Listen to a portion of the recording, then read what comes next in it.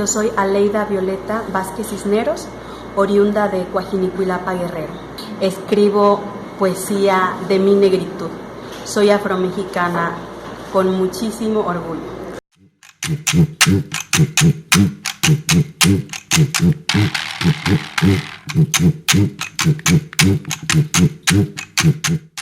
Definitivamente es algo que se construye desde que uno nace. En mi caso particular, crecí en un entorno donde las mujeres, específicamente mi abuela, las hermanas de mi abuela, los hermanos de mi abuela y mi madre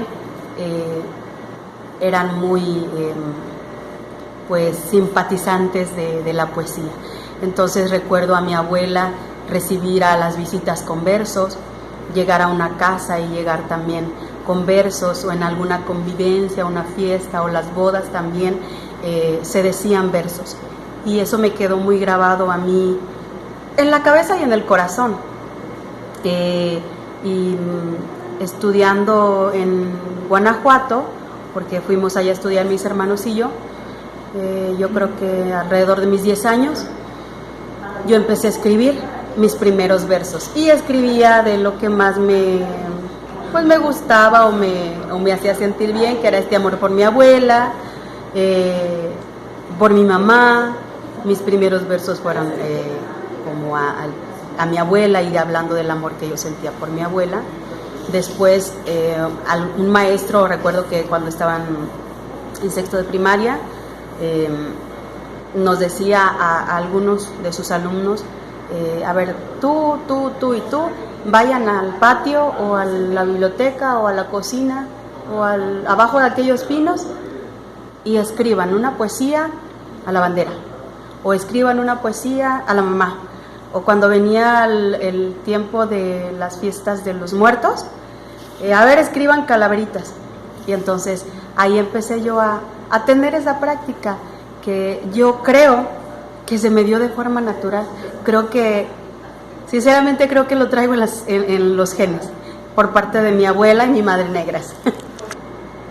A ti que me dices negra, con intención de ofender, ponle frenos a tu lengua, no te vaya a hacer caer. Pues Dios a mí me hizo negra y de hermoso parecer, pa' que el mundo se alegrara contemplándome a placer. Llevo en la sangre candela y en mi pecho algarabía, mis ojos son dos lumbreras que desbordan alegría. Son herencia de mi abuela que de niña me decía, no me avergüenza ser negra, soy fuerza, fulgor y vida.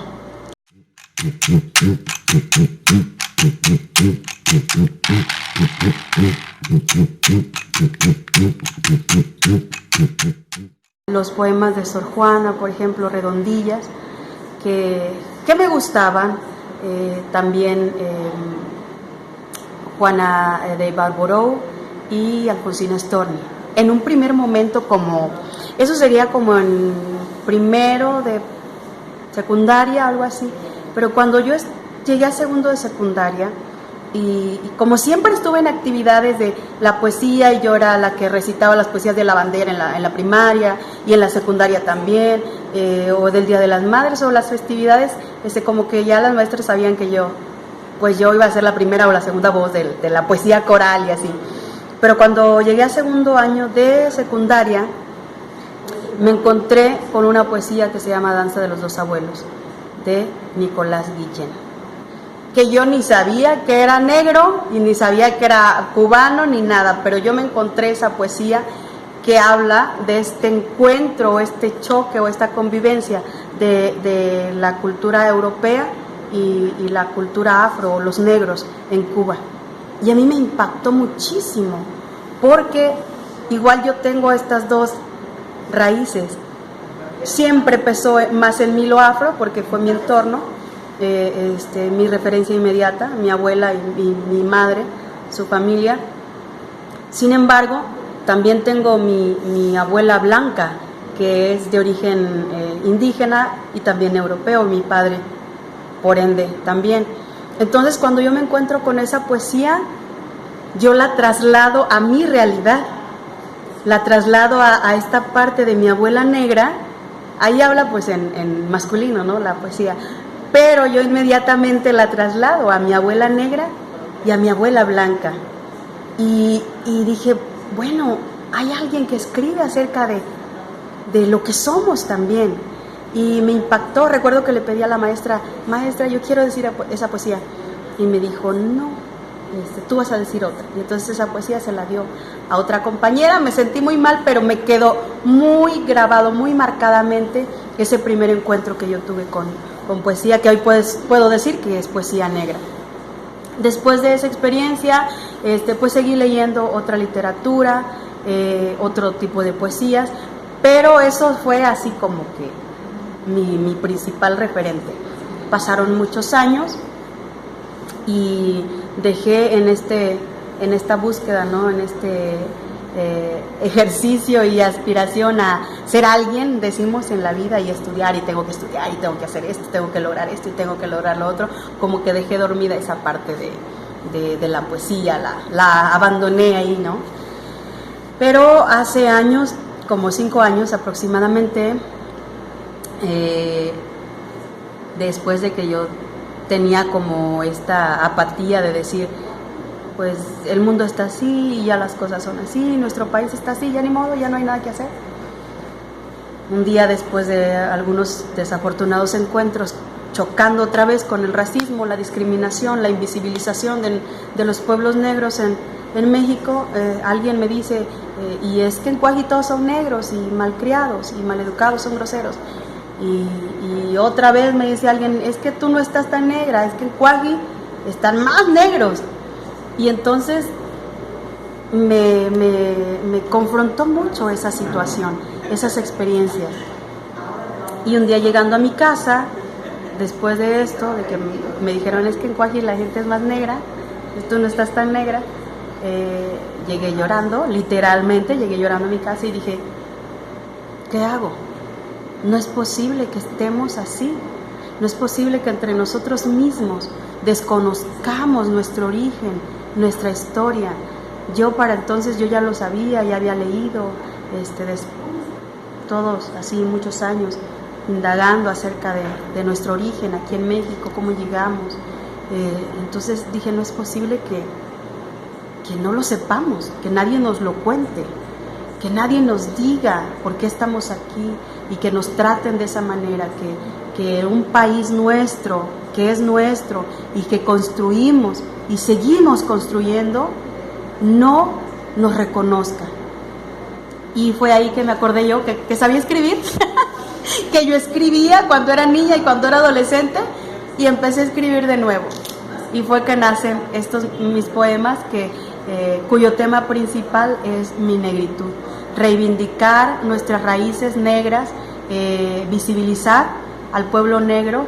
Creo en el poder de la palabra fielmente. Yo creo que nuestra voz, nuestras palabras sí trascienden y sí pueden impactar a las personas de manera positiva y de manera negativa.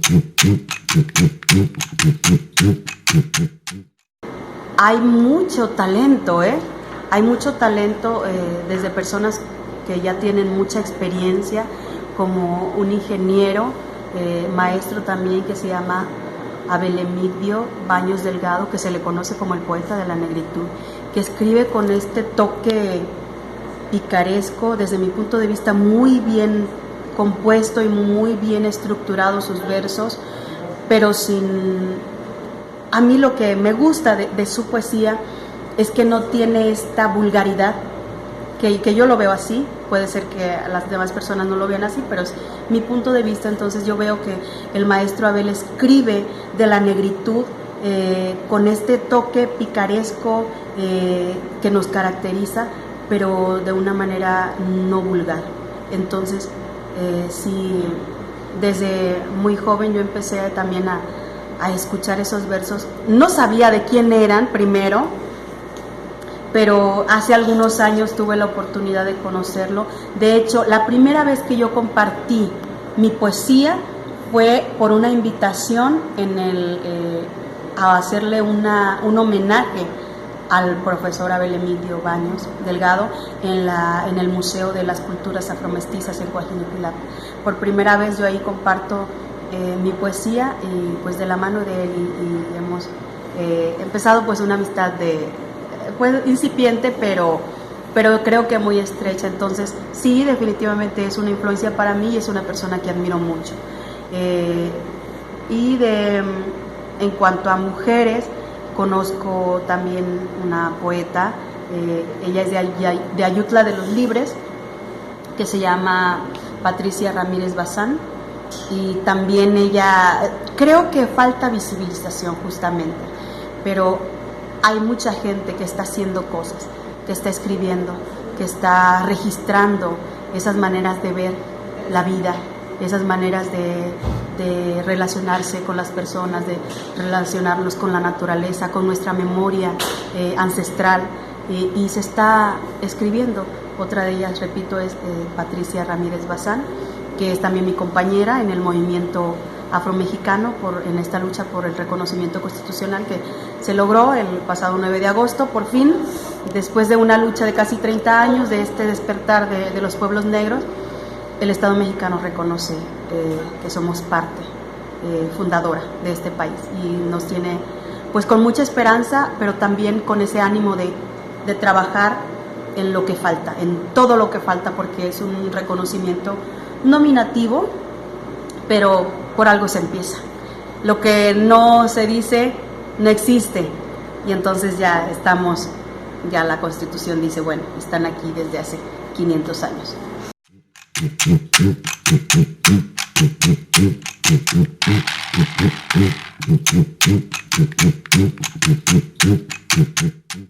Primero, creo que es desde mi esencia, desde mi experiencia vital, de ser niña y ahora mujer negra. Me preguntabas que cómo construyo mi poesía o cómo la construí a través de mi experiencia de vida, de este transitar como mujer negra, que nos hacen ver desde niñas que no somos iguales, que tenemos algo que alguien dijo que no es tan agradable, que no es así, o que es exótico, o que es fácil de tener, o que, no sé, muchísimas cosas, muchos estereotipos. Entonces mi poesía también tiene mucho de eso, de esta experiencia de ser mujer negra, de experiencia de otras mujeres, de mi abuela, por supuesto, de mi madre, de mis hermanas. Puedo decir que mi poesía es algo que atraviesa mi cuerpo, mi vida misma. Es un grito también, por supuesto, de protesta, de decir, estos somos, aquí estamos, existimos y hemos resistido y merecemos respeto y merecemos que que sea resarcida la deuda histórica, porque hemos construido este país junto con los hermanos indígenas, junto con los europeos, si se puede decir así, o porque no lo podemos negar, porque somos una mezcla de todo, pero los cuerpos negros fueron sistemáticamente invisibilizados desde la misma historia, desde esta manera de escribir, desde cuando los que escriben son los conquistadores, los europeos, y ellos son los que cuentan la historia. Los hombres blancos son los que cuentan la historia. Entonces estamos en esta lucha de reivindicar nuestra esencia, nuestra cultura, y repito, lo que atraviesa nuestro cuerpo como mujeres negras, porque para mí es muy importante. ¿Que quién soy? ¿De dónde vengo? Dice la gente curiosa. Soy cuisleña de abolengo, de sonrisa escandalosa, estirpe fuerte, piel hermosa, esa sangre yo la tengo. Ébano y diamantes negros son cosas de gran valía, más que eso valgo yo y brillo cual mediodía. Mi gente será mi orgullo hasta el final de mis días.